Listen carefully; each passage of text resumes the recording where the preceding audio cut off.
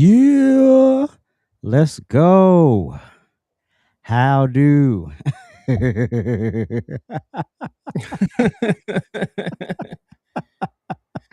uh, sorry about the delay, everybody. Listen, this is our first one. We got a lot going on in these streets. So, we got a little ambitious. A little? For y'all, for those who don't know AJ, it's first of all, it starts off with me just saying, "Hey, let's do this." And then his brain starts percolating. Then it turns into a whole production where I just wanted to set up the cameras and talk. Oh, God. It could all be so simple, but my mind makes it hard. So, anyway, welcome to Black Sheep Confessions. This is our sort of our summer alternative hangout to the usual mundane of streaming, where we kind of go into those sidebar topics that we really can't tackle on our mainstream. So we just kind of decided to bring it here, and then it also gives us a little, we could be a little more unfiltered and a little more personable. It's not so much like, hey, this is my, and 55.3.2, and none of that. You might get a little bit of it, but no, but not a lot of it. But we have a great setup for y'all tonight.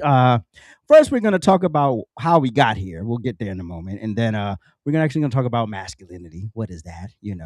Talk about some fingernail polish and a few other things. Talking about being a mama's boy. Talking about personal hygiene, how to wash your stank, wash your funk, because apparently it's a man's thing to be funky. And I don't know why that is, but we'll talk about that. And then we'll also talk about respectability politics. Apparently, Black conservatives are the bootlicking degenerates that apparently we're yeah, whatever. And then we'll go over, are we actually black sheeps in the conservative movement? Because are we black sheeps or are we actually the conservatives? But anyway, we'll move on from that. So yeah, welcome in everybody. Welcome in. We are glad to see y'all on this warm August evening. Is it warm? It was warm where I am. How warm But is it? we don't, we I don't want want an to know. analogy. But anyway, all right. So what brought us to this whole thing that we're experiencing right now? So a video was sent, of course, probably by Prince. It was me. And then that snowballed into he's actually he might be right. And then we started talking about being black sheep and how does that look and how does that manifest and how does that work, and and what other areas can we tackle this sort of subject in. And it's the summer, so let's have a little fun with it. Gosh, I know we want to sit up here and cry about Israel and midterms and all the other stuff and Trump and Muslims all over the place, and I get it. We get it. But it's cool. It's cool every now and then to just take a break from the norm. What was this? Just a little, some bit from the norm. You just like Will Smith said in Summertime. Whatever. Anyway, so this is the video that. Oh no. Should we define what a black sheep is first? Let's define what it is first. Okay, you go ahead. What is a black sheep? A person who is different from the rest of the family or group, often because of their beliefs, choices. They don't conform to the norm and may be misunderstood, judged, or even rejected because of it. So we got unique, we got independent, we got misunderstood, and we got often outcasted, and we got authentic. I don't know about you, AJ, but all those things sum me up. I would like to say it do. And for those very reasons, sometimes people just don't like you. They just don't want to be around you. They can't understand why you are the way that you are. And then they let it be known, or they don't. They do little passive aggressive things. And you sit by, you realize, me, 44 years, talking to my homie over here, and I was like, are we the black sheep? We literally just text each other. We was like, are we the black sheep? Let's unpack this and down a rabbit hole. It was a whole text therapy session, and then became this, which I've forgotten about and was reminded of. But anyway, so yeah, so this is the video that got us here. Go. I would never want to be straight. Dead square in this camera. I would never want to be a straight black man. It's too many rules. You can't eat a banana. You can't eat a popsicle. You can't wear pink. You can't like Beyonce. You can't cry out loud. And here they come, seeing our ass come walk into the room just living life. That has to bother somebody who wants to be free. And but I'm going to tell you what I think the other main underlining problem is with the disconnect between gay men and straight black men. Get ready for it, because I'm coming in hot. Okay, I'm ready. I think the main issue is they envy, comma, are jealous of, comma, cannot figure out, comma, how we can live so freely. I think there are so many, and this is why I'm sympathizing with my brothers, there are so many societal rules placed on black men. Be very honest with you. I would never want to be straight. And let me tell you something. At the end of the day, whether you have a vagina or a penis, we are all human and we all have the same basic psychological and emotional needs. And when you tell a human being, regardless of gender, that they can't do X, Y, Z, and it is a basic need and a basic function of life, of course they become this hard, built up, pent up thing. And then here they come, seeing our ass come walk into the room just living life. That has to bother somebody who wants to be free. And free doesn't mean sexuality. Free just means, nigga, I might want to wear a pink jacket and say, all the single ladies, without you demonizing me. And I think that that's a large part of the disconnect. That they envy the freedom. And how dare you? How dare you? Because society has told black men, we got to be this one thing. Who are you to walk in and just defy it all? And then on top of that, what really grinds their gears in the black community, because we've been taught that gay is the worst. So bitch, you supposed to be beneath me. And now you don't walk in here, you dress better than me, you got more going on than me. Now I'm really mad. Because now I have to deal with the lie that I've been told. That gay is beneath me. And you don't showed up above me. There's a lot of parallels between homophobia and racism. Woo! All right. Well, Dr. Blue, would you like to tackle that first? Which part? He was cooking in the beginning, and you know, me and Funky, we've had our things, but he cooked with this one, and he makes a lot of sense, especially about let's just put sexuality to the side right now.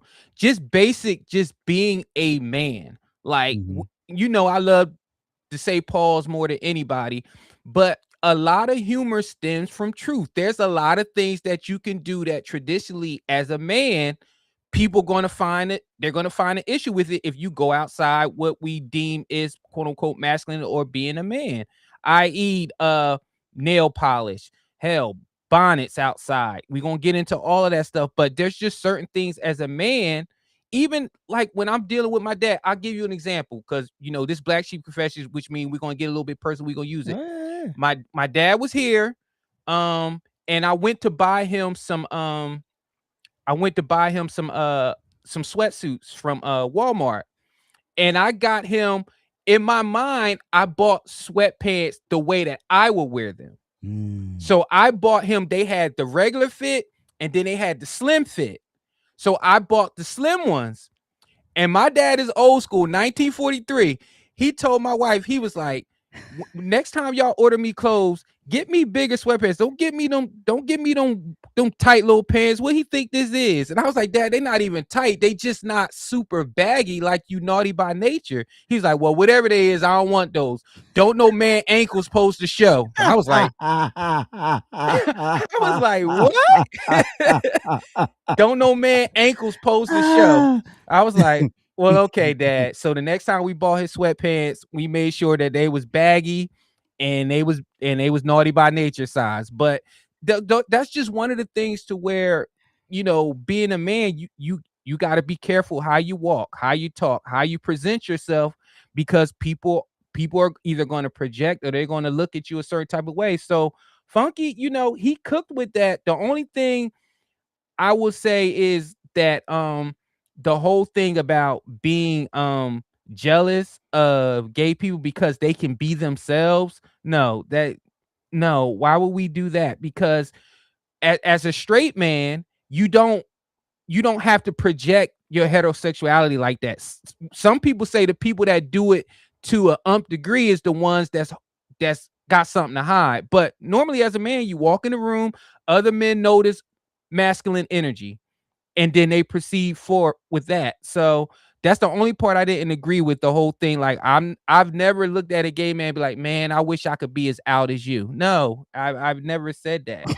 I've never saw somebody twirling in the room and wearing a pink jacket saying all the single ladies like, man, he got it made.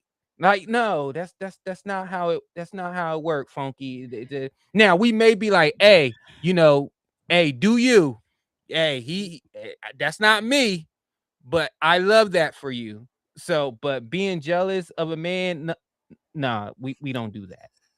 Well, I don't do that. I'm not buying any of it. Because first of all, where you have to get to truly, I guess, be a man is, uh, you got to stop looking for external validation. Like, Mm. I don't need you to validate me in whatever it is, right? And I wish somebody had taught me that 20 years ago. But this is what happens when you don't have a father, but that's another therapy session, not for here. But so yeah, this whole external, what society and what people, I don't care. Whatever it is you think I am. Because if I spend way too much time trying to, okay, is this enough? That enough? Be this? Don't do too much of that. No. Don't wear that. I don't care. I don't care. I don't care.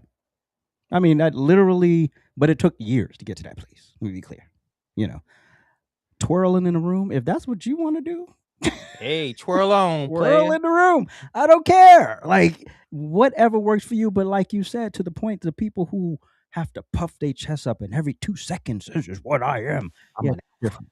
That's way different. That's totally different. I don't care about none of that. But this whole, when you know who you are and you are set in that, all that external stuff is blah blah blah. Like, no matter who you are, what you do, and I've learned this as I've gone through life, there's always gonna be somebody with an opinion. There's always gonna be somebody that wants to make you the villain in the story, or you're not this, or you don't check these boxes, so therefore your sexuality is. I don't care. Whatever it is you need to believe it. I'm not gonna lose an ounce of sleep over it. I'm not gonna get annoyed with it. I'm not gonna cry about it. I don't care. None of that matters to me. It don't matter to me. None of it. It doesn't matter. And it takes a lot of self-work, a lot of work to undo years of stupidity and opinions, and because you got to realize a lot of this stuff comes in people's formative years, right? So those years where your brain is still forming and you figuring out how you fit in society and all that stuff. And yeah, you can fit wherever you fit in society, but also understand who you are. That requires, yeah, work with you, a therapist, whatever, spiritual, with however that works for you. Yeah, that's a personal decision. That's not something you can just, you go seeking it in the world, you're gonna fall apart. Because my family tried to tell me who I was. Come to find out, I was none of those things. I was like, wait a minute. Okay, so your profession or what your interests are determines who you want to sleep with. That's the stupidest thing to me. That is the dumbest thing to me. But like my brother says, I was a born contrarian. I was born to just push it back on everything. Everything I got a question, everything I got a suggestion, everything I want to know more, everything I got to follow up on. And that's just life. Oh well, so be it. Am I making sense, Prince? You're making a lot of sense. You know what's the funniest thing? Like when people like if people want to assume my political affiliation or stuff like that, it you know what? It doesn't bother me. Mm-hmm. But truthfully, if somebody wants to question my masculinity, that's when I'll push back. I don't And care. then it's I so don't. I don't care. I it's don't so care. weird. I don't care. But You not can't tell me. go ahead. You can't tell me what your version of masculinity. I don't have to subscribe to that. That is correct. I don't But have to subscribe to that. that is So correct. yeah, but go But ahead. my point is it's like you can I guess it's just at the basic DNA, the basic cellular level of being a man. Like when you question my manhood, I feel like a lot of things goes with that. A What do you lot of mean? things What do you mean question your manhood? Like, give me an example. like if somebody like I'll give you an example. One time with somebody when I did something for my wife, somebody commented, they was like, it couldn't be me. Men don't do that. And I was like, men don't when I was talking about how before I went back to work, I was a stay-at-home dad, stuff like that. And people was like, yeah, yeah, I couldn't do that. A man is supposed to work. Mind you, I'm retired from 2 fields and went back to a third. So But it, again, I don't owe. I don't.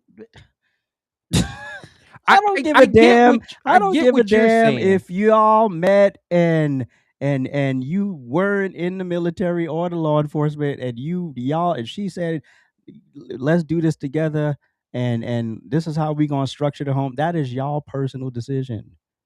It don't make you less of a man. Correct, but That is your personal what constitution. what I'm saying is, AJ, is that's one of the things where people feel like they can question your manhood. That's one of the traditional things a man is supposed to work.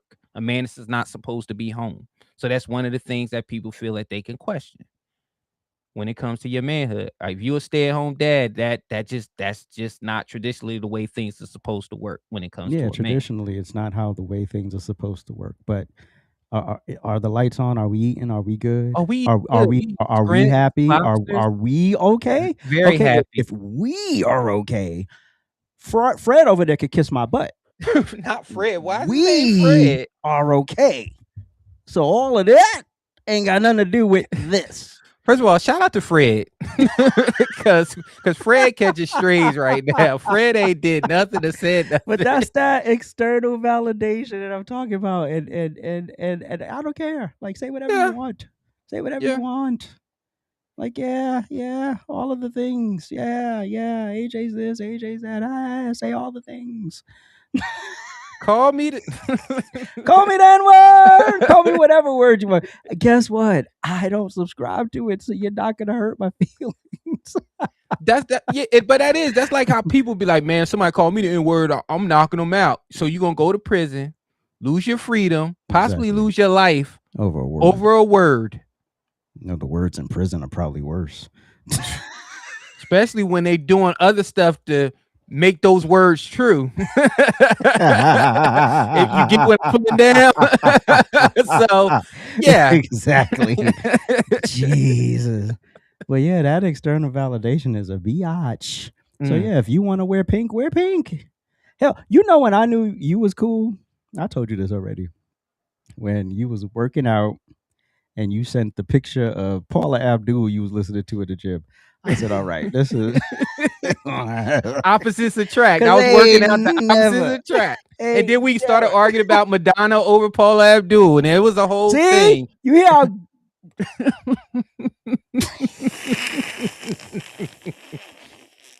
I don't play when it comes to my playlist. It's like it's music. It's freaking music.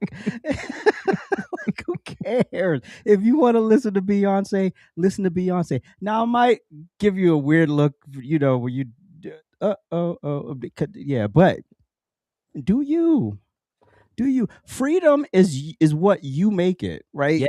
Yes. You want to live by the rules that your parents said and your auntie over here won't like it, and who cares? Is auntie paying your bills? Okay, then shut up. You have no say in it. Does aunties have a say in anything that you do in your home? No, auntie, have fun. Think whatever you want. Guess what? I don't owe you an explanation. That is correct. It's moving going on. to take me a little bit more time to get to where you are. I told you it took years. I'm going on 44. I needed to kick in.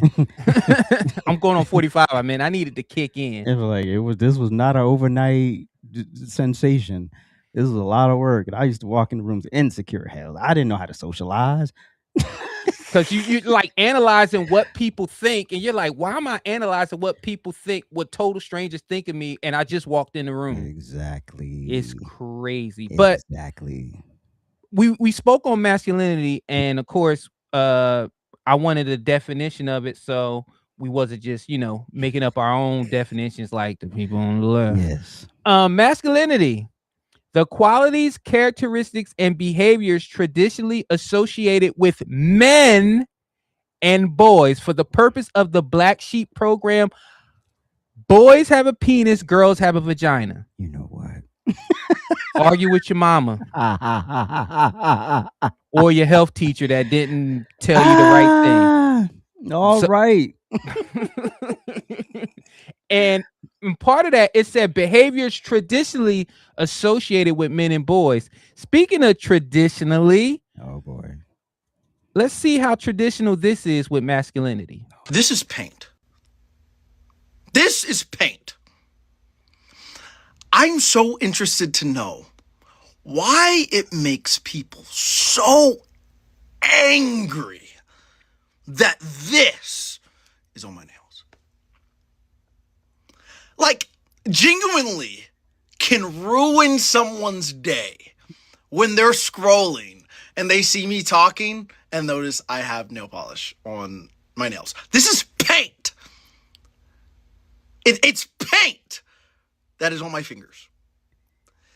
And it's just like, I think it's crazy that people can get so angry that this is on my fingers. And I don't know why. Like, what about this makes you so angry? I just think it's dope. I think it's cool.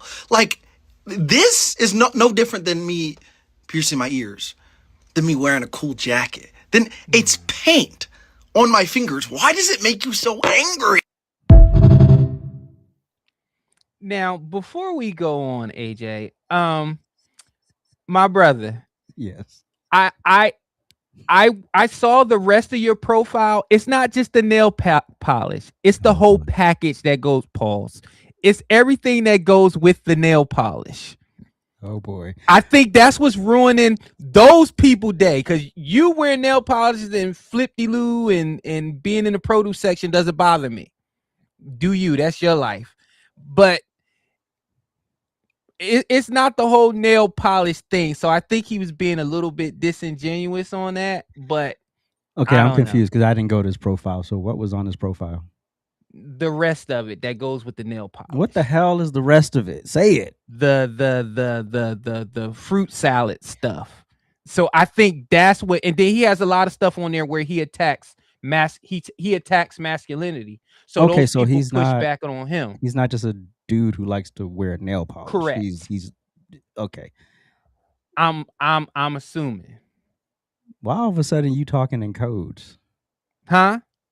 I'm not talking to. I'm assuming, because you know what I want to say, but of course I can't. So he didn't say it on his page. Yes. No. Then why are you assuming it? No. Because you talked about it like he said it on it, like it's on his page. Okay. It's on his page. It's on his page. It's on his page. Okay, you got to pick a struggle. First you said it wasn't, then you said it was. No. It's on there. Okay. He ain't Funky Geneva. Well, but it's on there. Okay, so now that I know that, but what I got from the thing was, here's a confident straight dude who wears fingernail polish.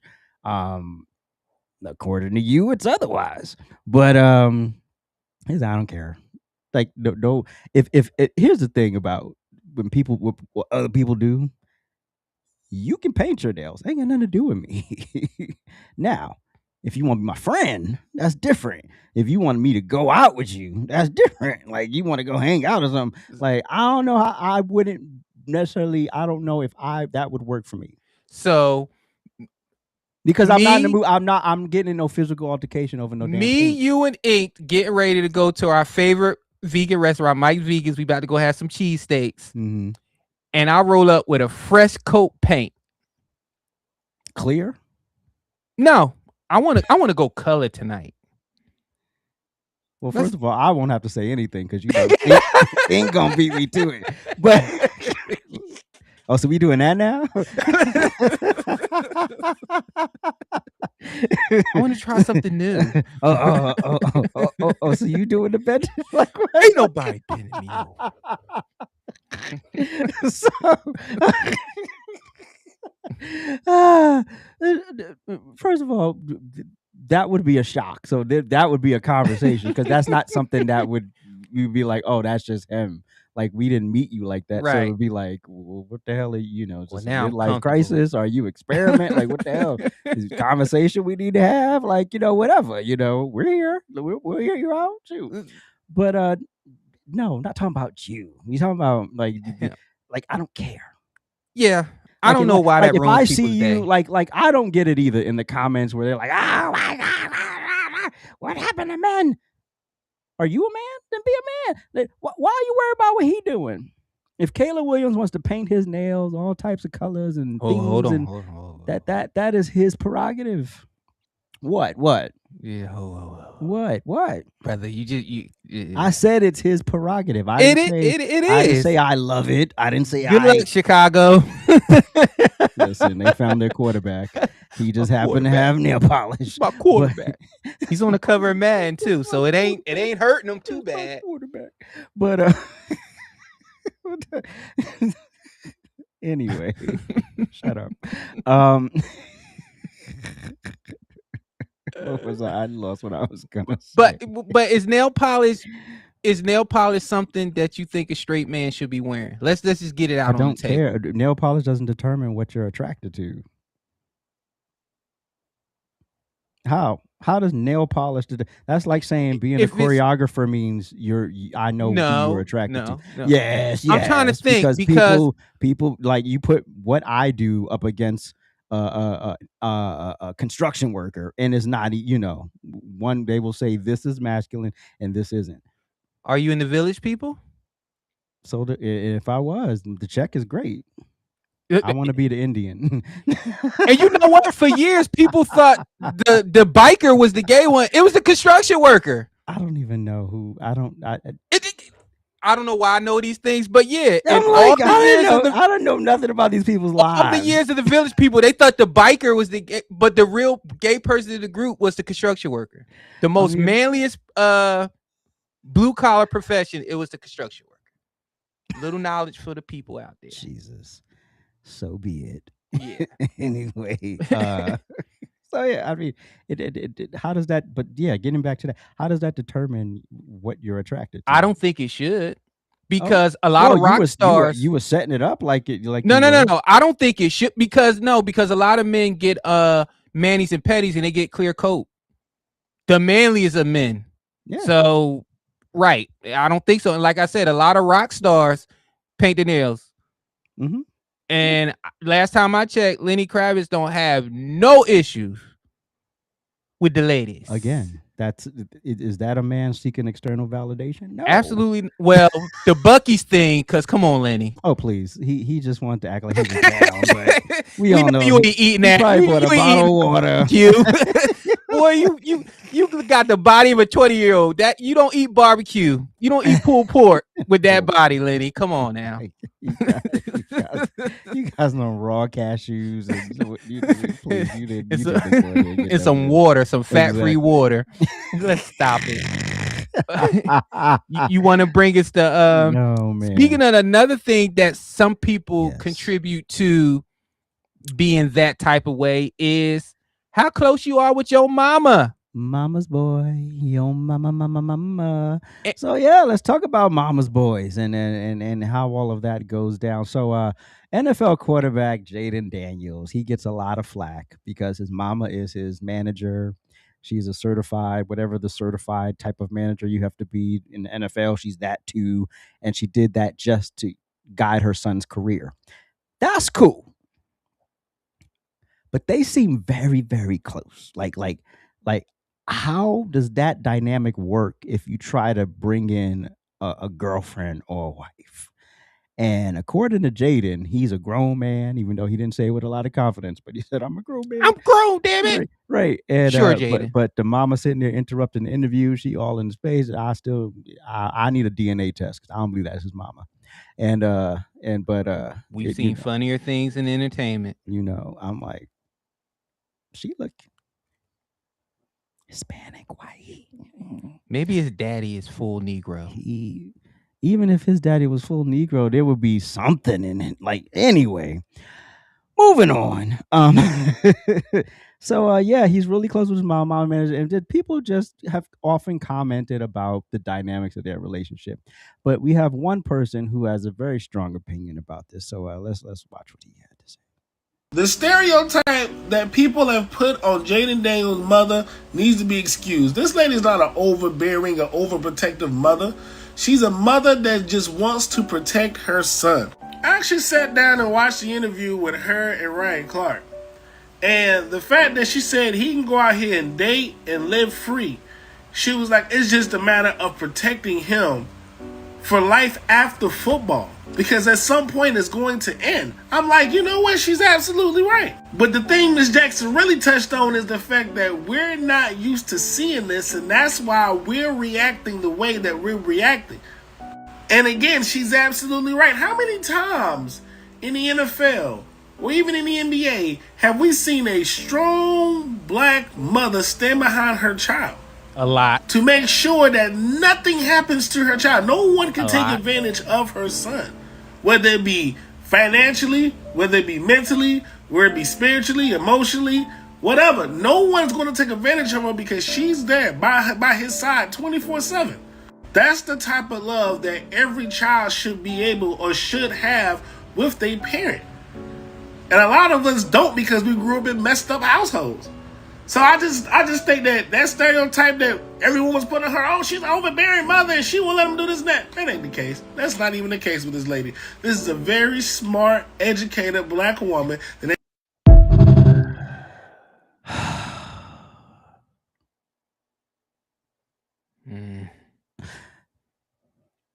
Okay, fine. Protect your son's career, all that stuff. That's noble. Got it. Great. He's walking into a room full of vultures and all of that stuff. The piggyback rides, don't they still live together or something? Showing up with short shorts on the sideline. Is she single? Maybe she's trying to get a date. And he ain't stupid. He know what they saying about his mama. Yeah. You saw Brandon Ayuk. Yeah. Boy, you want to talk about not wanting to be in the league. Boy, put that phone down. Wonder why he still ain't on nobody's roster. Even Stephon Diggs just signed to the Commanders. And look at the offseason he just had. Bro. Was it Stephon? I thought it was yeah, but Stephon. Yeah, Stephon. Yeah. Trayvon.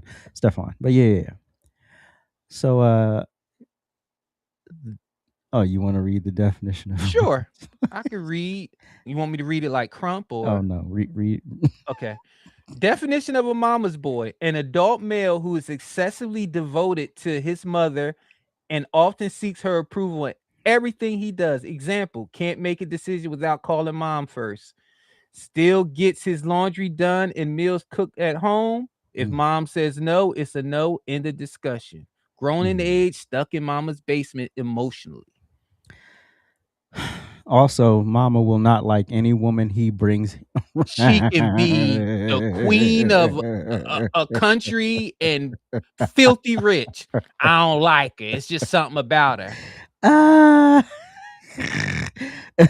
I was never that extreme, but it did attach me to New York City for way longer than I would have. And so and I don't want to sound insensitive when I say this, but my mother passing away was a blessing and a curse. Obviously I miss my mother all day long. Right. But that needed to I needed to be forsaken in that way to go, right? And because I would have just stayed in New York. Oh, she's single, she ain't got nobody, she's older, blah, blah. And yeah, when I was over, I'm like, I'm so yeah, I'm out of here. But I was never extreme with all that other stuff, approvals and things like that. I always did what I wanted and didn't care. But it just always wanted to make sure I was close enough in case something went down, right?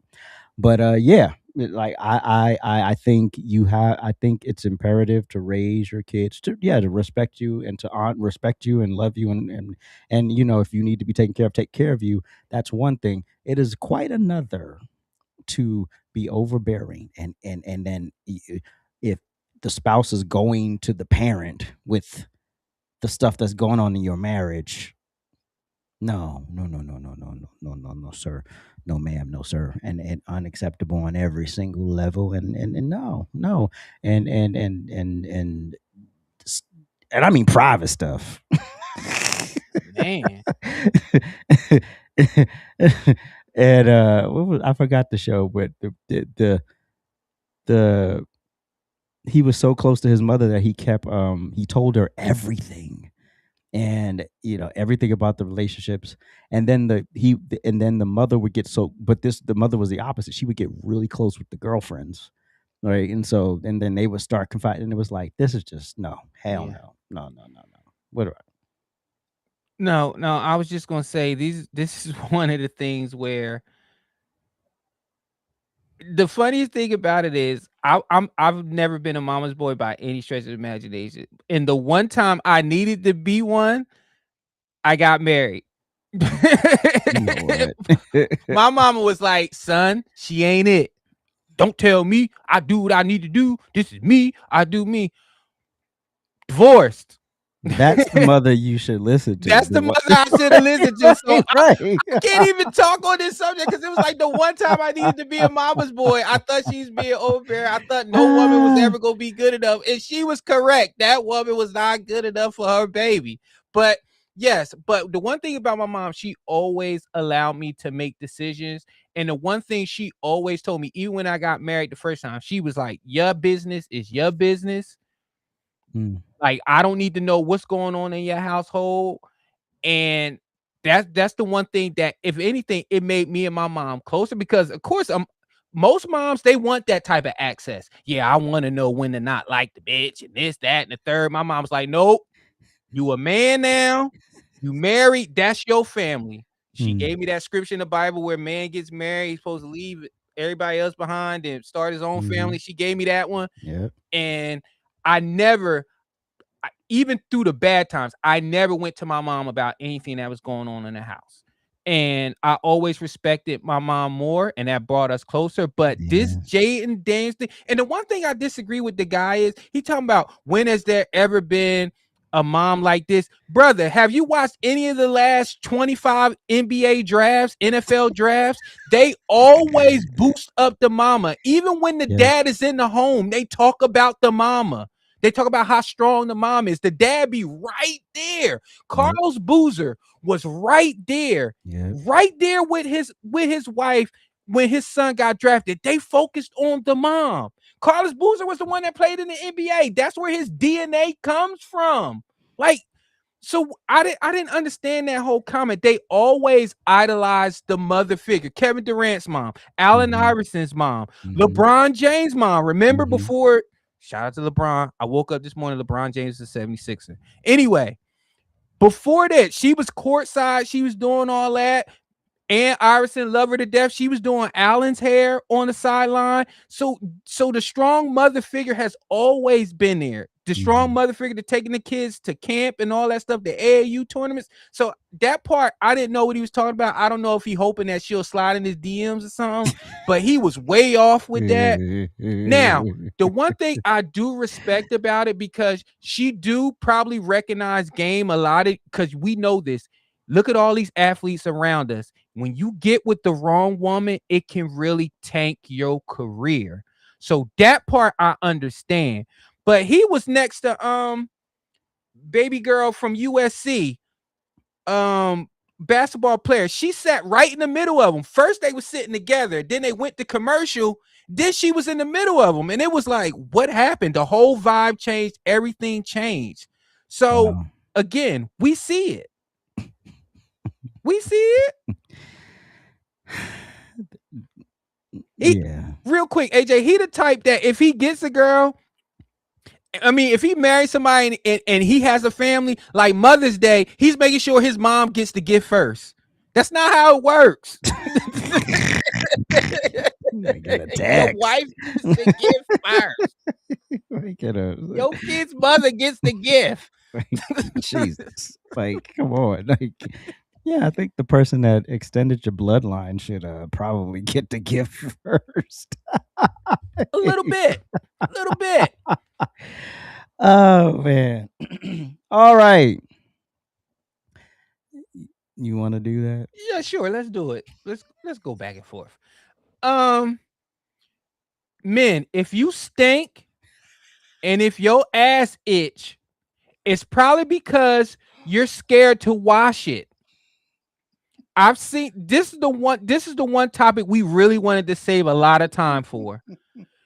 I don't know what happened to men that you are so afraid that somebody's going to think you bat for the same team that you will not let water cleanse your stank ass. And we got a lot of videos. We're going to start with this first one. I just want to say this. DJ Envy, you're never going to beat the light skin allegations. You will never, ever beat the light skin allegations. You will never beat them. Like your whole, besides being on the Breakfast Club, like your whole stint has been an L. And it starts with this.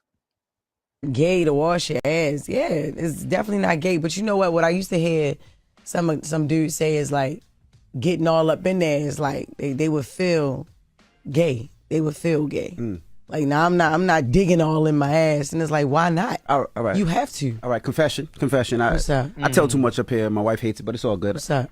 So, yes, I used to be the type of guy that didn't, quote unquote, get up all in there. See what right? I'm saying? But I'm going to tell you why. Acting like you don't know what the hell going on. But I never thought about it. That's not a conversation I had with the fellas at the barbershop or when we out and about. Like, hey, fellas, did you wash your ass? But let me tell you. So, one day, me and Gia, this is a long time ago, we take showers with each other. We wash each other. Yeah. And one day, she got up all in there. And I'm like, whoa. And then I realized I'm supposed to wash my ass thoroughly and correctly. So ever since that, I'm like, I wash my ass. But you should get up all in there. You don't want stinky ass. That's what I'm saying. So what was on the rag when she washed your ass? You didn't know all that was all up in there? All them little dingleberries and all the butt crust all up in there. And she really went up in there and had to detail your ass? And you didn't think about it the whole time? Detailing your ass. Your boxes, crazy. Your briefs wasn't crunchy at the end of the night? Yeah, they're not crunchy anymore. But that was when I was younger. But she did it, and I was like, oh, I have to get up all. I wasn't thinking. I was just like the wang, keep it moving. But now I imagine how long before that happened. She was really thinking about really probably breaking up with you, or probably. That's probably why she didn't orgasm either, yo. All right, enough. Little stinky but ass. But detailing your ass is funny. I like that. Nigga. That's Mr. Waxer? First of all, I've never in my life heard this nonsense that y'all are speaking this morning. All right. Okay, in fact, all the OGs around me always encourage me to wash my ass. So wait, when y'all shower, y'all don't say you open your cheeks to let the water through? It did that. Oh no. I mean, what, we gonna talk or we gonna go? You want to play them all? Yeah, let's play them all. Okay. Gay to wash your ass. No, not So wait, when y'all shower, y'all don't say you open your cheeks to let the water through? That's different. You don't do that? That's different. You do that? That's different. That's different. Do you do that? When I'm showering, touch my ass in the shower. So you don't spread your shit? No. What? When I'm showering, wait, what? I don't spread my shit. You don't wash your ass, nigga? That's why you fucking stink. I'm a grown man. That's literally what I've been touching my ass in the shower. Bro, it's part of you. You're dirty. The fuck? That's why I've been telling y'all you have to shave the ass hairs. He's the perfect example. How do you clean your ass in the shower? I just bend over and spread my. Bend over? Yeah. Why are you bend? You don't need to bend over. Just spread. Nah, because I gotta let the water. You gotta be a man about it. The water hit the hole. Yeah, the water's gonna hit the hole. You just have to spread, gang. Just stand up straight. You talking I guess it's the way the shower head's angled for me because I gotta, it's not that. I gotta like dip a little so I can let it hit the hole. But we agree on that. Like I feel you though. I feel you. We clean our asses. But don't bend over though. You don't have to do that. You don't gotta bend over. Like where are you? What? Where are you going? What? Hey, how you doing? Just a random bathtub thought. Look, if you are one of those men who feel like if you wash your ass with soap and water and get up in that motherfucker, make sure it's clean. If you're one of those men who feel like that simple hygiene act makes you gay, then you very well are probably a closeted gay male. You should wash your ass expeditiously. Yeah, your girlfriend will appreciate it, and from the sounds of it, your future boyfriend will appreciate it as well. Church? No, sir. Also, I don't think masturbation is a sin no more. What? Hold on. What?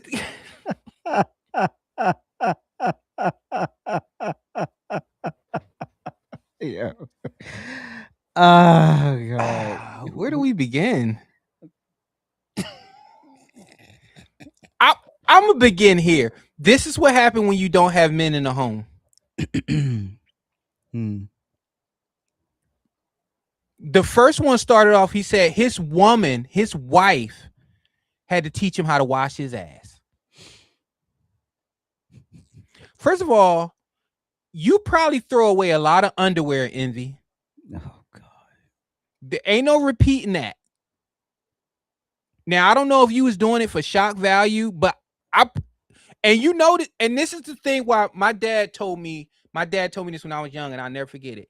He said, son, always make sure you smell good. Once a woman gets it in her mind that you stink, she'll never let it go. Mm-hmm. And you saw when Jess took that little dig, she was like, that's why your wife probably never orgasm, because you stink. Women, you can't, because she's not turned on by you. Right. You can't stank. You can't be ugly. When women get mad, they gonna tell you what they really think about you. With your fat ass, with your stinking ass, with your ugly ass. Like, that's why. And you know what, Jess? Chef's kiss, because she told him right there. But getting back to what are we doing? Put soap, put water, wash your ass.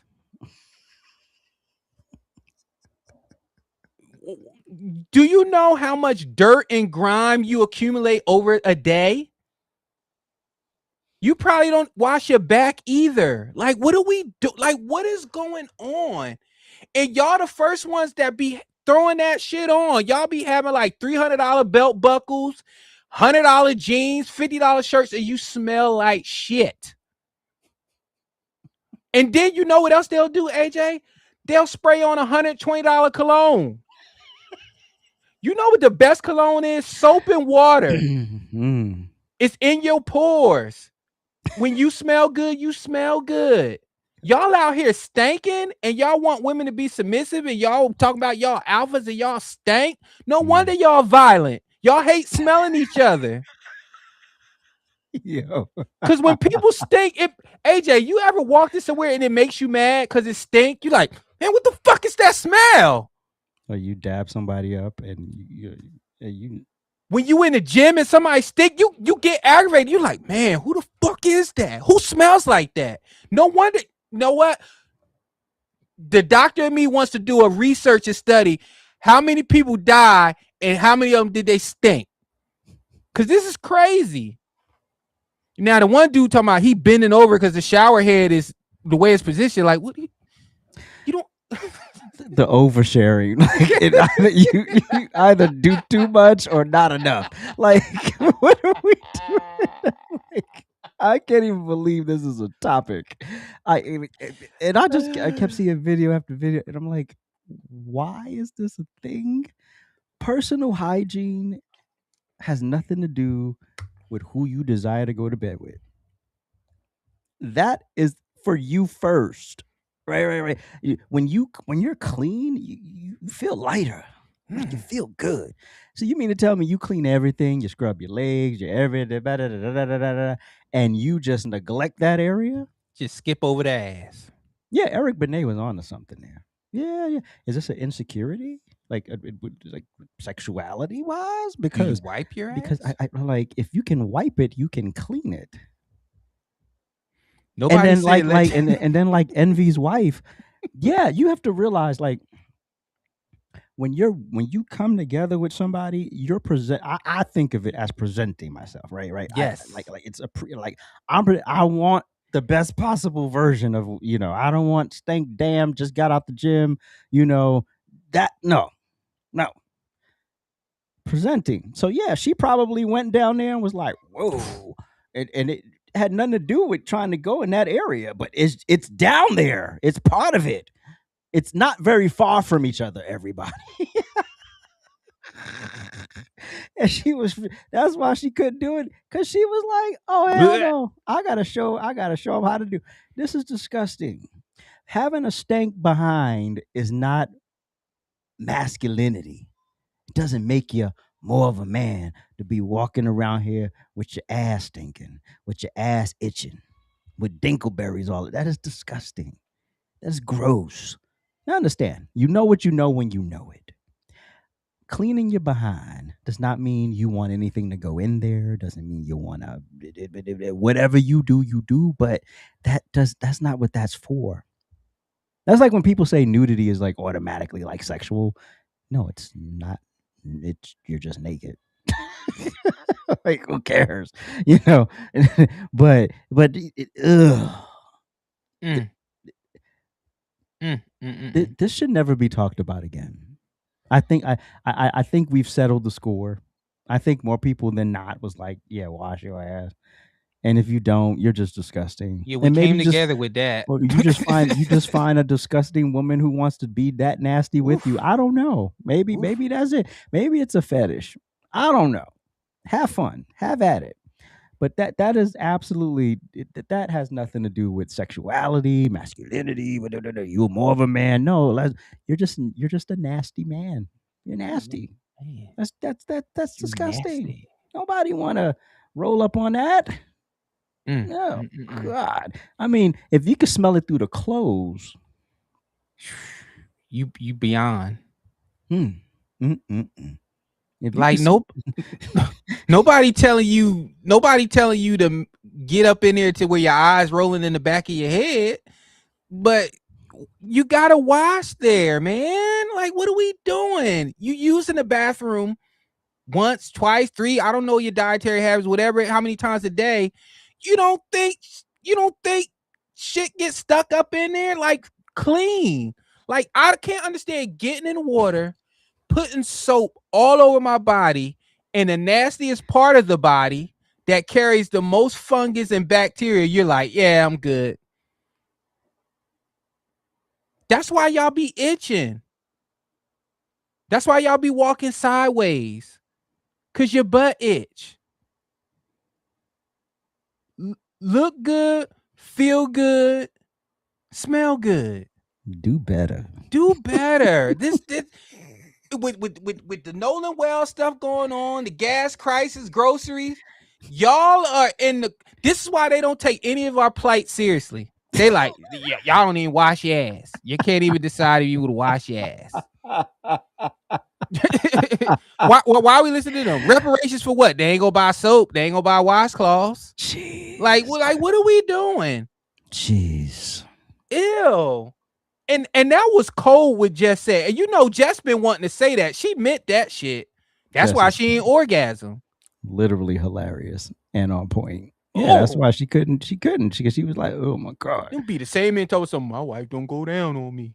I wonder why. You smell like a porta potty. All right. And then homeboy walked off. That is Eric Benet is on to something. You walked off. Hey, no, insecure about washing your behind? That made you that upset that you had to walk off the set. He must be one of them Rastafarians. He got that thing in his hair or whatever. Bombati boy. Anyway, no, it doesn't make you a bati man to clean your ass. It's on you. Like it. But anyway, all right. So let's go to respectability politics. Because apparently, when you are a black person, you're supposed to defy everything, break all the rules because of slavery.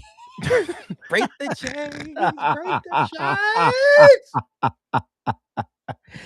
So, what is respectability politics? It's the act of seeking approval and acceptance from a dominant culture by adopting their values, behaviors, and standards, often at the expense of one's own community and issues, whatever that means. Translation: performing acceptability to earn privilege that still doesn't guarantee equality.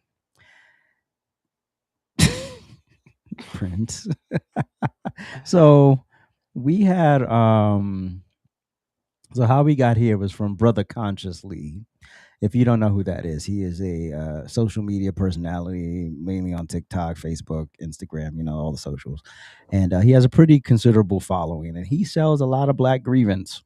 He sells a lot of black grievance. And mind you, this man is well educated. He's married. I don't know. Does he have children? I don't know. But he has a pretty decent life. At least what he presents to folks, he has a pretty decent life. And so cool. So why not show other folks how to do that instead of using the color of their skin as an excuse for why they can't get anything done in life? How did you do it? You came from, like you say, the hood. You came from nobody. But anyway, he said this. Respectability politics in the workplace are trash too. Sincerely signed, unapologetic Negro with a master's in human resources. I don't think that's. You know what? Let me shut up. Let me shut up. So my question is: did he show up to work in a bonnet or a durag and with a blunt and some Hennessy? How does he show up to teach the kids? I bet you he shows up looking damn good, smell good, wash his ass, and present himself as a positive influence to black and brown children. First of all, as a teacher, unless he teach only black students, I'm pretty sure he teaches other students as well. Yeah. And I want to go back to this. I want to speak to him signed and unapologetic Negro with a doctorate degree in criminal justice. I'll take your master's and I'll one up it, baby. That's complete bullshit. Facts. Every time, just because we want to present ourselves in a possible light doesn't mean we're seeking approval from anybody. First of all, we're seeking approval from ourselves. When I walk out of this house, my first thing is don't embarrass my name. Don't play on my name. Facts. When you say Prince Blue, when you say Blue, like you like, oh yeah, that's the guy that he always shows up. He's prepared, he's well presented, he's washed, he's clean, and he knows what to do, and he's well prepared. Versus, oh yeah, the dude that shows up with the do-rag all the time. He has his wife shows up with him too. She wears a bonnet sometimes when she's outside talking to us, and like that, all that stuff goes into the presentation. See, y'all so quick to go with the whole you want approval from white people or you want to be accepted. That's not the case. No. You know what? It is the case, because I'm sure constantly when you went on a job interview, guess what you wanted to be? AJ, what did he want to be when he went to the job interview? Toys R Us kid? I don't know. He wanted to be accepted to get the damn job. So did you show up in a do-rag? Did you show up in a bonnet? Or did you put your best foot forward? Did you make sure your presentation matched your resume, your education, your skill level? Facts. Because let's do this. If you show up to a job interview fat and out of shape, they're going to look at your resume and they're going to be like, something is missing. Because the discipline over here with your education is not matching the discipline with your physical. It's not matching with your health, or the discipline of your body. The discipline of your education is not matching with these. You got 3 or 4 misdemeanors that you got to explain. That's why you put your best self forward, so that everything matches, everything aligns with your presentation. Facts. I'm so sick and tired of people like you selling this whole thing. Oh, they ain't gonna like you anyway because you're black. And if you show up and you're putting your best foot forward, that means you a sellout. Because guess what? You're selling out every day. Facts. You're selling out every day when you present this garbage to your following. AJ, go ahead. All right. So this whole thing stemmed from, well, first of all, we had a couple years ago, we had the dentist in, I believe, Atlanta, who set standards. She said, look, black dentist. She said, look, I don't want Durags bonnets up in here. It takes nothing to put on some jeans and a hat. I don't know why that was so difficult. They started review bombing her, decided they wanted to destroy her business because she set a standard and she was sticking to it. Then we had the Disney invent Captain Durag. I did a whole stream about that. And then what was so funny is that they created Captain Durag and y'all were upset about it. They was upset. They wanted the comic book gone. And then you were mad that the woman that created it, yeah, she was black, but she wasn't American. She was Jamaican, I think. So now we get here to Tuskegee University, who said, look, we're dropping no bonnets, no durags, no pajamas, no slippers in class. It takes no time to throw on some jeans, put on a hat, and go to class. Why is that so difficult? I don't understand it. Also, college is preparation for the real world. It's a layover between leaving home and really being thrown to the wolves. So yeah, this is the time where you start to practice that discipline and you put it in motion. But our one of our favorite TikTokers, social media personalities, Keita Rose, had a little bit to say on this subject. Let's roll. A little bit. Out of all the things you could be worried about, you're worried about what's on my head. And that's why you can't be taken seriously. This is going to be a rant. And I mean it, you guys, it's going to be real angry. I'm talking about angry black woman angry. But first, let me tell you what I'm not mad at. Tuskegee University set forth their new rules, right? They are banning durags and bonnets from campuses. Okay. Does that make me angry? Does that make me want to pour all my energy into that? Absolutely not. They're creating standards for themselves. They are a college. I didn't want to go to an all-women college, so I didn't. I didn't want to go to a Catholic college, so I didn't. If you don't want to spend $20,000, $40,000, $60,000, $80,000 to complete a degree at a college that won't allow you to wear a bonnet or a durag, do not. Tuskegee University is not the college for you. If you know that you're the type of student that parties all night, right, and that know that they're going to be a little late for their 11 o'clock class, so they throw a durag or a bonnet on, Tuskegee's not for you. If you know that you study till 2, 3 in the morning and you are wake up late for class, got to throw something on real quick, Tuskegee's not for you.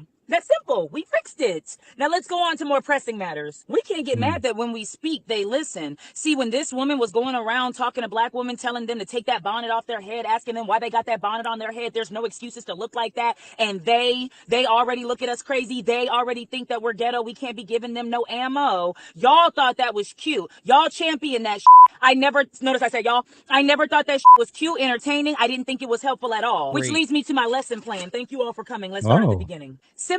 Bonnet, durag equals ghetto. But let me just learn you something since we're all educated, I'm sure. A lot of people wear bonnets and durags because they haven't had time to do their hair. Black American hairstyles can take upwards of 8, 9, 10 hours depending on the style. Also, the hairstyles are very expensive. Stylists are coming out charging thousands for a hairstyle that used to cost us, what, $250, $150, $100, $90 to get? And if you think the styles are bad, don't even get me started on the products that aren't sold by us or owned by us. Okay.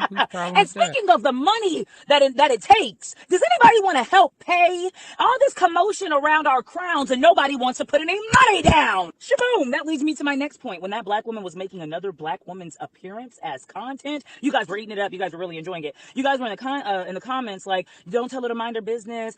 This is a village. She's a villager. If your role in the village is only to give out criticism, like you only talk you don't help with resources, you won't give out the capital or the means necessary in order to correct, then you're the city talker. That's your role in said village. A lot of you guys don't want to help. You guys want to feel better than. Long nails, lashes, Viking braids, they've always called us ghetto, but they love the aesthetic, so I don't worry about things like that. What rubbed me the wrong way was she looked ghetto. In all her videos, she looked ghetto. Lace front all fucked up, big hoop earrings. I'm like, back in the day, they used to say the bigger the hoop, the bigger the hoe. So how many men have enjoyed you just this week alone, Miss Parker? Okay? Y'all gonna say I'm disrespectful. All right, she's eating. I can't. Yeah, I was trying to cut it before then. I get. AJ, that's your girl. You start first. I heard nothing but excuses. Oh, this, oh, that, oh, this, oh, that. Well, if it's all of that to do your hair, then you schedule in when you get your hair done. I don't know what else to tell you. It's so expensive. Well, figure out how to do it yourself. Figure out how to braid your hair yourself. I've seen many of black women do it. Figure out how to braid their hair because they can't afford $500-$600 to sit there and let somebody braid their hair. So yeah, it's not impossible. You just have to figure it out, and that's the other thing college is supposed to prepare you for: problem solving. Yeah. You don't try to figure it out after you get thrown to the wolves. You try to figure it out before, right? So what do I need to do to get to class on time? Well, maybe you shouldn't be partying. If you can't work hard and play hard, well, maybe you shouldn't be playing as hard. You're in college. You're there to work more than play. Play is part of it, but you're there to do more work than play. Yeah, I don't understand. This is not college ain't cheap. Yeah. So you're not going to college to go to parties every night. Right. So yeah, you might want to cut back on that. You might want to discipline yourself a little bit more. Yeah. Make sure you can get up on time and get to class. I understand. Yeah. You're getting your first taste of freedom. Sometimes you need a little kick in the butt. But yeah, I heard nothing but a bunch of excuses. I heard nothing but a bunch of shoulda, coulda, woulda. I heard nothing but a bunch of, well, we can't do nothing. We can't get that. We show is ugly. I don't care. That is their standard. You started out great. Yeah, if you don't like that policy, don't go to this school. Yeah, you don't want to go to Catholic. That is right. Don't go. Now, if you're there now and they decided, okay, they didn't just change this rule overnight. They are observant. And they're like, this is setting a bad precedent. When we push these kids out of here, yeah, they're going into a vicious world. Yeah. And to start preparing you for that world, we have to get you together now. Because trying to do it after you get pushed out, y'all be like, oh, we got to work 10 times as hard. Yeah, because you couldn't figure out the basics and discipline before you got out. Yeah, basic. This is all basic stuff. That rant was about as useful as a butthole right here. One of my favorite lines from Kill Bill 2. Go ahead, Prince. Yeah, no, this is one of her rants where she could have kept it in the drafts. Facts. It wasn't giving anything. It didn't do anything but set the example of, we got excuses. We can't do this. We can't do that. Products are not made by us. Products are this. Products are that. You know what? Well, maybe somebody in that school, I don't know, do hair in your dorm. Make some products. And then what cracked me up about the whole issue around this was people who are now out of school reaching back in the comments and saying, I wore durag, I wore pajamas to class, and I'm professional. Can't nobody say nothing to me. But are you doing it now? And your mindset is totally warped that you're telling them to do it. You say it worked out for me, so you do it too. Obviously, like you said, AJ, this wasn't made in a vacuum. They was looking around and they was like, I don't like this. An alumni probably came into a classroom and was like, this is not the Tuskegee University I remember. Like, what is this? Like, y'all are not prepared. That's why some programs suit and tie. Some programs you have to dress business casual. Yeah. And it ain't about it. Well, PWI, they wear backwards hats in the classroom. Again, why are we always so concerned with they do? Fix our shit first. Facts. And you know what? They are making six figures. They keep getting jobs over you, and you're wondering why your application is not getting accepted. And then you got to come up with all these battle raps and all these theories of why you're not getting a job. Because you know why? I'm going to let y'all in on a little hint. Just maybe when they're doing background checks, I don't know, maybe that's somebody, maybe they know somebody that really knows you. It's like, how do they show up to class? How did they show up to class? See, one thing y'all don't know, and I'm pretty sure the unapologetically Negro with a master's in human resources, he should have told you this. They check the checker when they do your background checks. They check your social media. If you're taking pictures in Durags and Bonnets in class, that's something to know. So if you're waking up late and then showing up to my class unprepared because you was up an hour party, how are you going to show up to work? You see what I'm saying, people? But see, that's just me. I want to be accepted. I want to be they. No, I'm telling you the real. I am a college professor, and when my students show up, they make sure they're presentable. Facts. Because guess what? When they say, Dr. Blue, can you write me a recommendation for this job, or can you write a recommendation to the judge, or whatever the case may be? I'm gonna think about it, because guess what? Just because somebody asks you for a recommendation doesn't mean you have to give it to them, because you don't want to lie. Facts. Why is it so bad for us to present ourselves in a proper way without us thinking it's quote unquote selling out? Or respectability politics or whatever other bullshit you talking about? I don't understand this, AJ. It's like we can't just it's like whatever is uncouth, whatever is bad, it's like that's the culture. And whatever is clean and nice and presentable, that's wanting to be white. Talking proper is wanting to be white. Not being angry and not thinking that something that happened in 1772 is preventing you from doing something right now is selling out or ignoring your history. Like, I'm so tired, and it's like I don't know what to do, because the people that can reach back and be like, hey youth, this is not the way you do it, they're saying I wore a bonnet, I wore a do-rag, and don't nobody disrespect me. I have 9 degrees. Yeah, but when you show up to work, yeah, you're not showing up in that bonnet and do-rag. Thank you. Boom. So cut the crap. Being dusty and violent and ugly and disgusting and looking like you just rolled out of your bed is not blackness. It's never going to be. Stop trying to make fetch happen, because then when they try to make fetch happen like they did with Disney, then you bitch about that too. So it can't be both. Which one is it? Is it your culture, or is it embarrassment? Yeah. Early in my TikTok, journey, I used to wear do-rags in my videos, and I stopped. Yeah. Now I cut my hair off, but,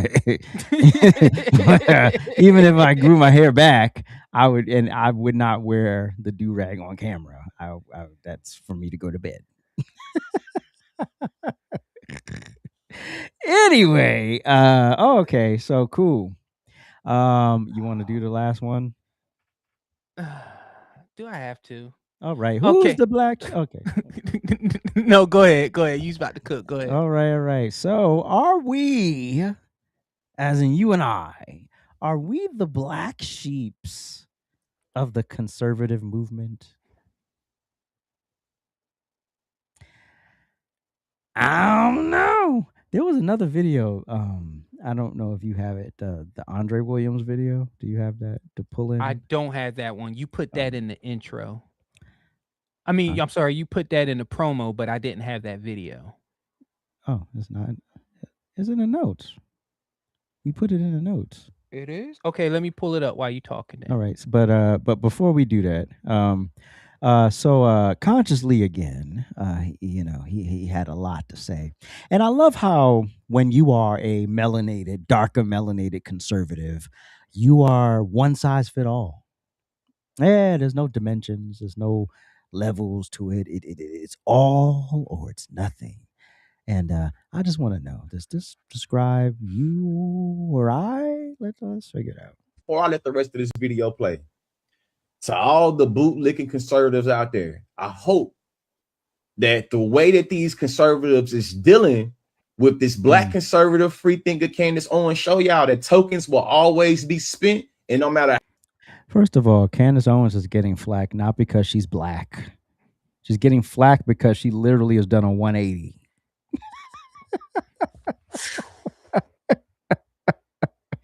Candace Owens is getting kicked in the katukas by conservatives because what's coming out of her mouth is not what brought her onto the scene. But again, she has real power now. Ooh, real power. And so yeah, we can't fight it now because we gave power to the wrong person. No matter how much y'all want to pontificate to they white supremacist sympathizing ways, you will always be in some regard a nappy-headed black ghetto bitch in more ways than some. When y'all try to act like that people are not racist, it always blows my mind, black conservatives, that you can only understand racism unless it's put on your body. A lot of y'all claim to be Christians, but a lot of ways that you come to understand racism is through selfishness that is not Christ-like. You always say tokens get spent. And what we're seeing with the way that these Republicans are doing with you black Republicans, that y'all were always already disposable objects. The exact language that Laura Loomer is using with Candace Owens is the exact shit that Candace Owens thought was cool and permissible when she was benefiting from it. Now she ain't benefiting from it.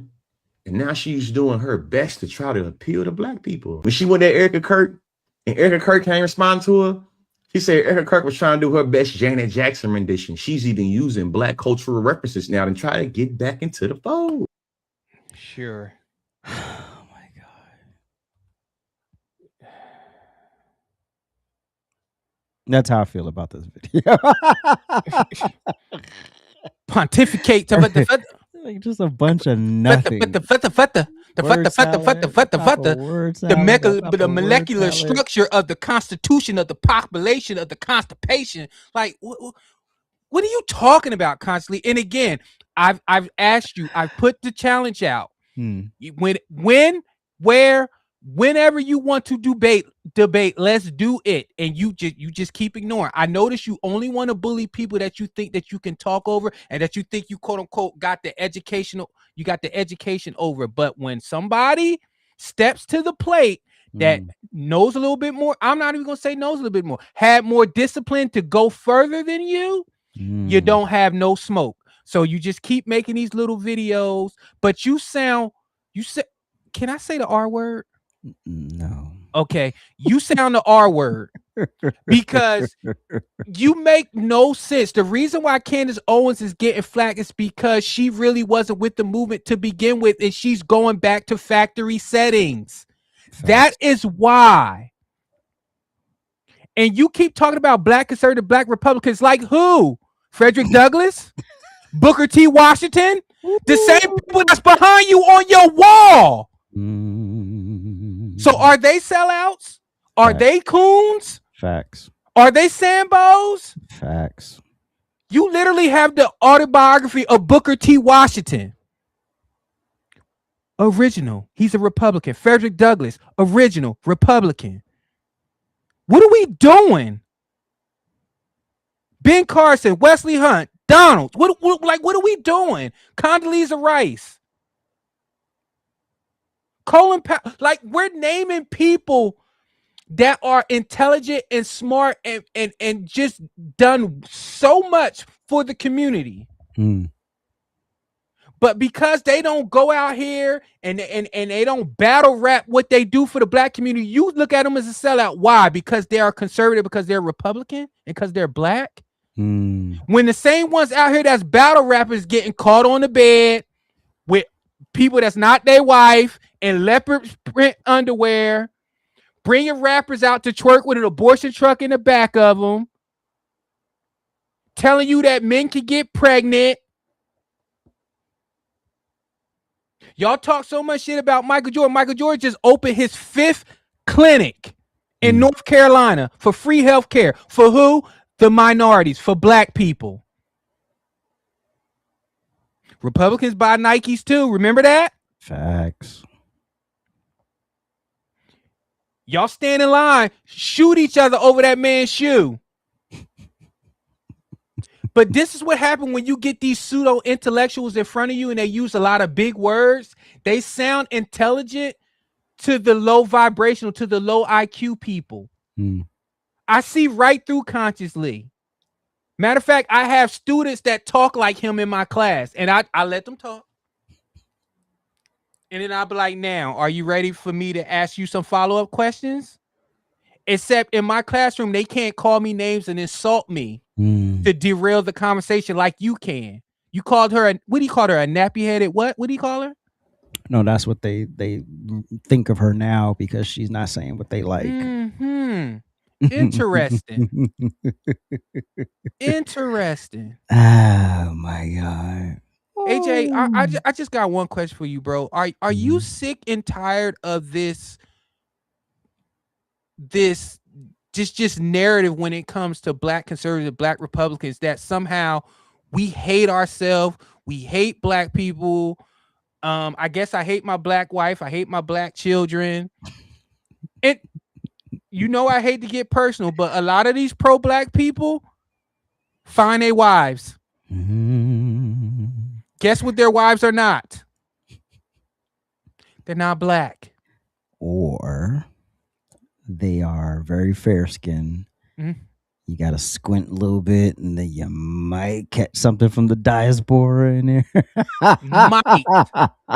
Until they get mad. Then you all types of poppies and this and that, this, that, and the third. They show their real ethnicity. Stop letting these people play in your face and put batteries in your back when they're not living that life that they're trying to make you live or tell you that you need to live. Facts. Go ahead, AJ. I mean, you said it all, but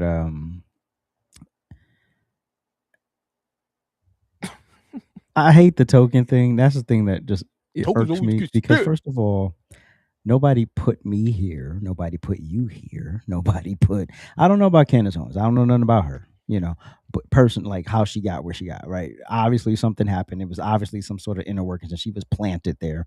Now, how that happened, I don't know, but that had nothing to do with me. But this was all part of her plan. Like, this was always the plan for Candace to infiltrate, manipulate, build a cult, and then do whatever the hell she wants. She don't give a damn what you call it. You don't give a damn what these defected white conservatives. You think she cares about what they say? Not a damn word. She literally is about to fight this lawsuit, about to lose too, with the Macrons, and still got the idiot throwing money at her. So yeah, to help her with the lawsuit. So she ain't wanting for anything. Yeah, she's not wanting for anything.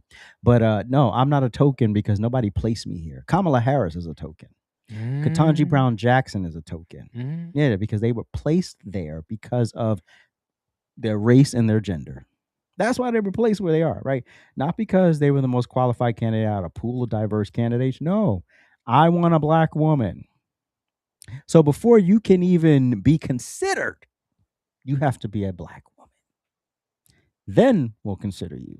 Why? Because they want to appease the black women who are the most educated, yet have the most violent children in America. Most enrolled. Oh yeah, most enrolled, all the blah, blah, blah. Talk about this on dates, wonder why they don't have a husband. But moving on. No, nobody cares. Nobody cares.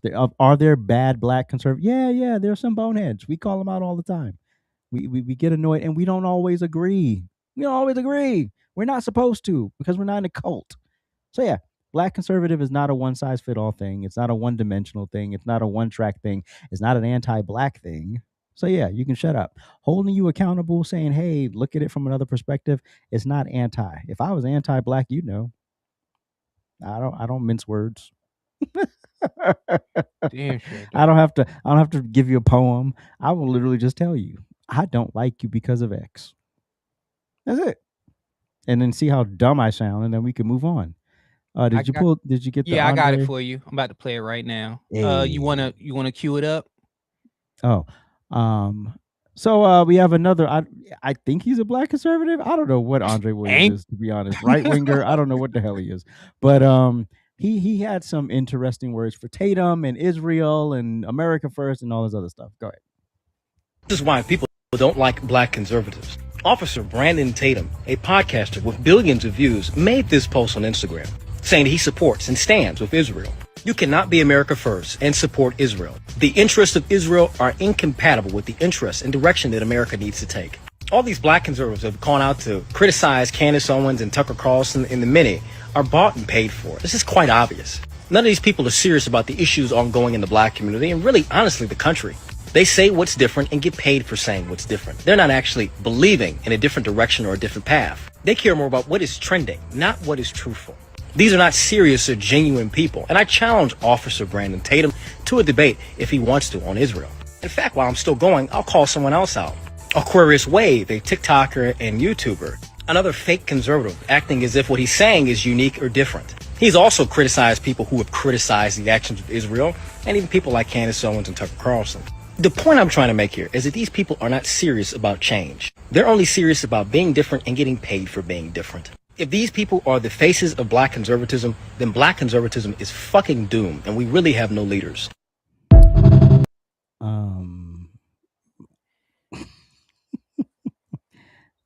The Israel thing is really sticky. So I really don't want to talk about Like that. cinnamon buns. But you can't sit up here and say that one side is paid and not talk about how the other side is getting paid, because we so obvious that Tucker and Candace and others are getting source funding from some source, because all of the talking points line up just like the other side. So yeah, I don't give a frog's behind one way or the other on Israel, Gaza, Palestine. I don't care, you know. But I do think right now we're in a situation with Israel, and when Trump is realizing what it is, and he's doing his best to not completely sever ties, but to just rework that relationship. And so it takes time. Like, none of this stuff happens overnight. But if Tatum wants to be Israel first, that's his prerogative. I don't have to agree with it. If Candace wants to suddenly go to Russia and tell people how great Russia is, that's her prerogative too.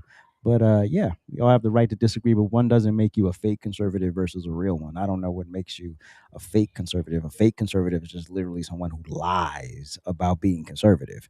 It doesn't mean there are types of conservatives. So if you don't even know what aspect of conservatism they're upholding, you can't call them fake. If they can't articulate it, then yeah, we can have that conversation later. But yeah, it's all a bunch of malarkey. I just hate this whole stupid conversation, and we're allowed to be different. That's what the beauty in individual freedom is, a real conservative tenet. That's really what you have, the freedom to be who you are. I don't have to agree with it, but you have the freedom to do it. That's it. As long as you're not over here talking about I want to change laws to make you do what I do, then most conservatives don't care. Do you? Because guess what?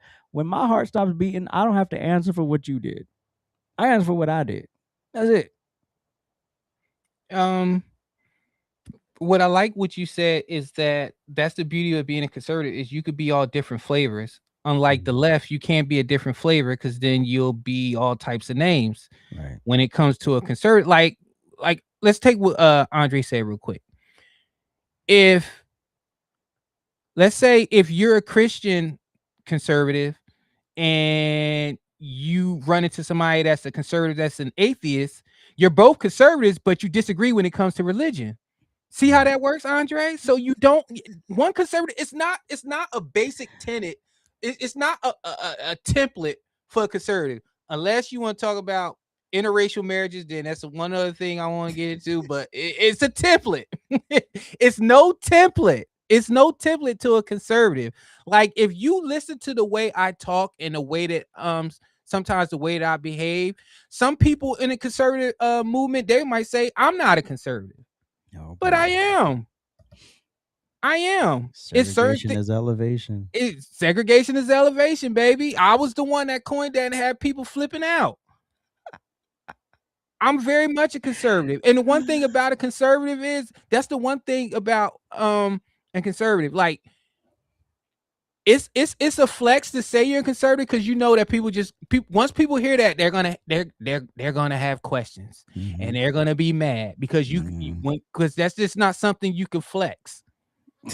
Because it just comes with a whole bunch of connotations, a whole bunch of negative stuff, and then you got to explain stuff. And then it's like who you voted for, this, that. You still got people out here that think conservatism is a political ideology.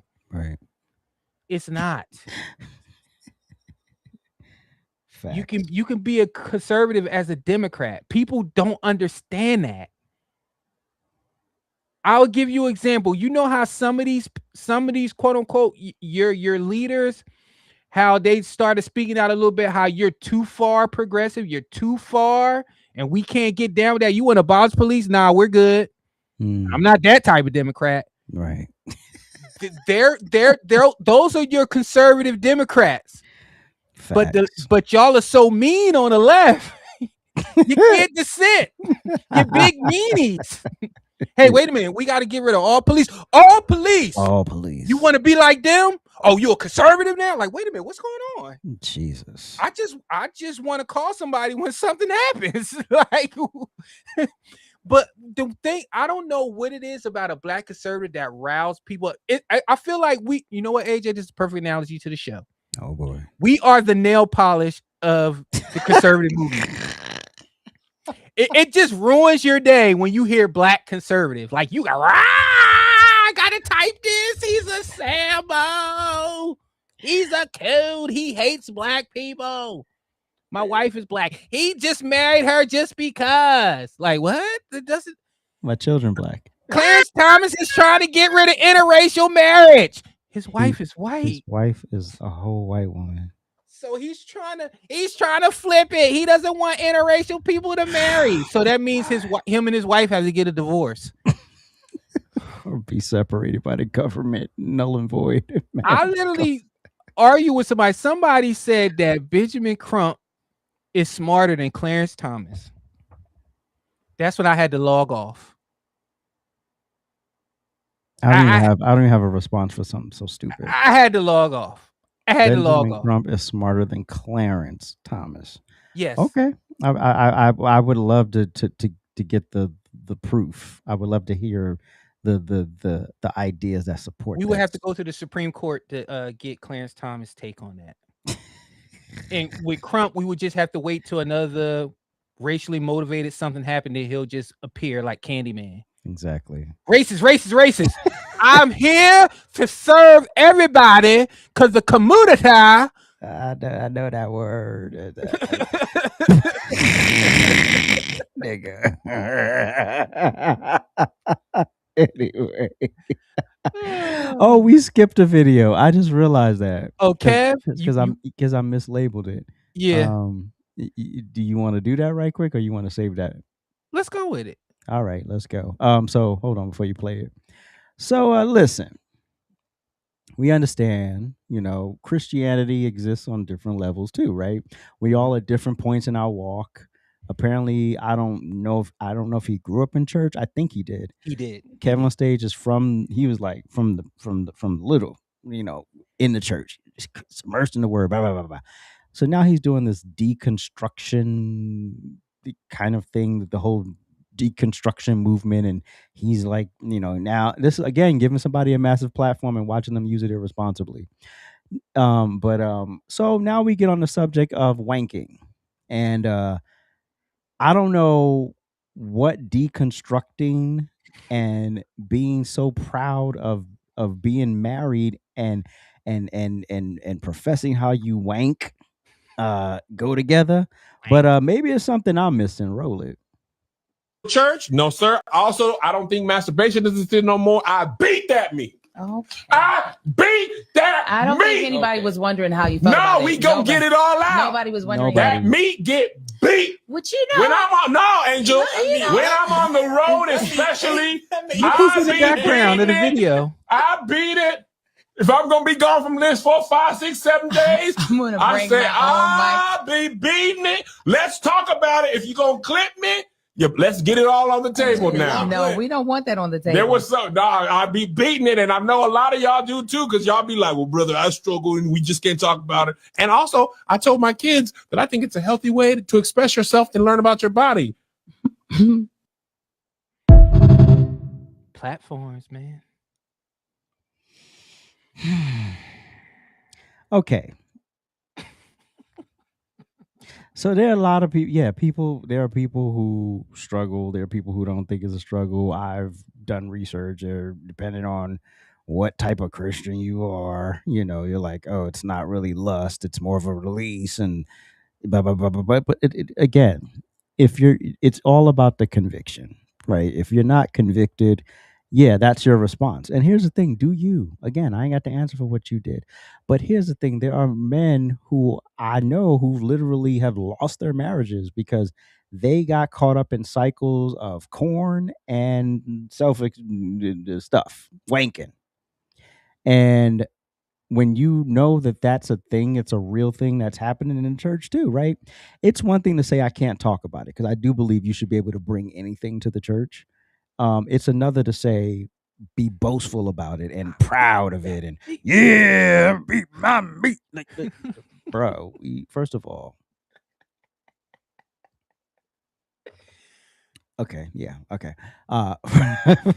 First of all, no. Again, like the woman said in the clip, no one's asked that. Nobody wanted that. Nobody asked for it. Nobody needed it. It wasn't even a question. Like he just, hey man, what kind of piece you like? I beat my man. Like what, bro? Brother, you okay? And nobody care. Nobody want to know about that from you. Nothing. No, nobody wanted. But and that's your own personal issues. But yeah, there are people who are struggling with that. There are people who cannot be in intimate relationships because they're struggling with that. And this is just an irresponsible way to use this massive platform that you've been blessed with to basically give people the permit to continue to live unholy and destructive, and lust and right. sin and right. And then I tell my kids it's a great. Threw his kids under the bus. Listen. keep me off the thing. Like, Yeah, no. I gotta go to school. Right. So yeah, just shut up. I mean, it's kind of like when you discover something new and you just want to just do the most. And it's like, shut up. Deconstruct. He's a 40-year-old man. I don't know how old he is, but he discovered it. He just discovered it, and something was wrong with him. Do all the things and whatever. But yeah, I do think you should be able to talk about it in church, but in a responsible manner, not in a He was acting like he just won a lottery.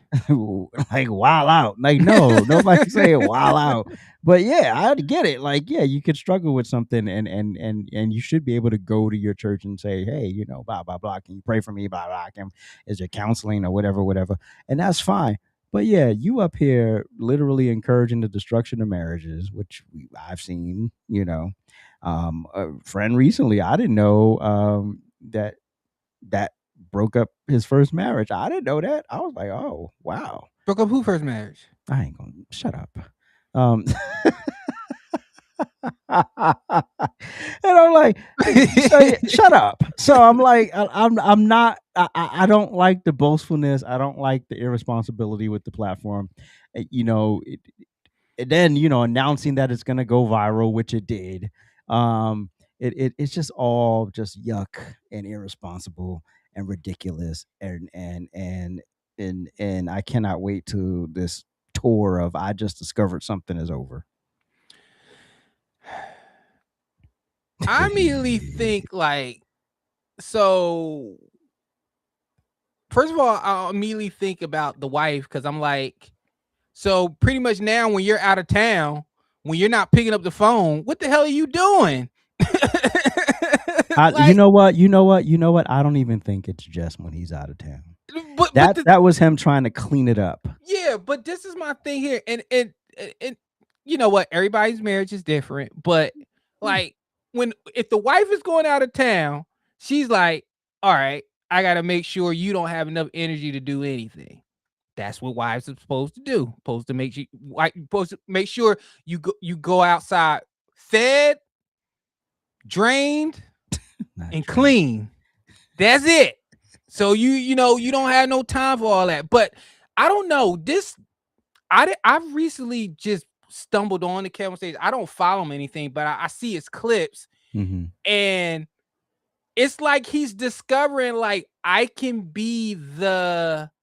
don't have to be the goody two shoes Christian that people think I am. And it's like with this and the homosexuality is not a sin and this and that and the third. It's like he's turning heel. It's like you were known as the clean Christian comic. Like what happened? Your platform was built on that. Now you're like, I gotta spice it up. You don't have to spice anything up, brother. Like we didn't have to know that you beat that meat. Like we did, like, and then you got a female co-host right here, and it's like, and then your wife and your pictures right behind you. That's the first thing I'm looking at. I'm like, we gotta have some discernment. That's the new word for the rest of 2026. Yeah. It won't be long until he's talking about we got an open marriage. yeah, and it's like, what happened? Like, I want to see some of these Bibles that people have. Am I missing pages in mine? Like, and this is coming from somebody again, and we're going to get on that. That's going to be part 2. Nobody's perfect. There's only one perfect, and he's the creator. Facts. Jesus. I said his name because some people are scared to say his name. Y'all put a tree over Jesus for some reason. Chakras and crystals and horoscope come before Christ. That's just the chakra in me. No, that's Christ. That's Christ. He gave you that blessing, not chakras, not the tree. Facts. Not call me now, not a Ouija board. Christ. But we gonna get into that. But yeah, like we didn't need to hear that, Kev. Like I don't follow you and you probably don't care, but brother, get back to what you was doing. Comedy for church people and what built your platform. These people get these humongous platforms and give us the platform. Give the trifecta, give AJ, give Prince, give Ink that platform. And I promise you, the same people you got now is the same people you would get then. We not gonna get the big platform and then be like, I don't know. I beat that beat, or we ain't gonna say, you know what? Kamala is okay. She has some good things about her. Nothing's gonna change. We're gonna be who we are. Facts. So platform, please. Give it to us. Hallelujah. All right. We did it. We got, what is that? That's the Men in Black demoralizer. So you don't remember nothing.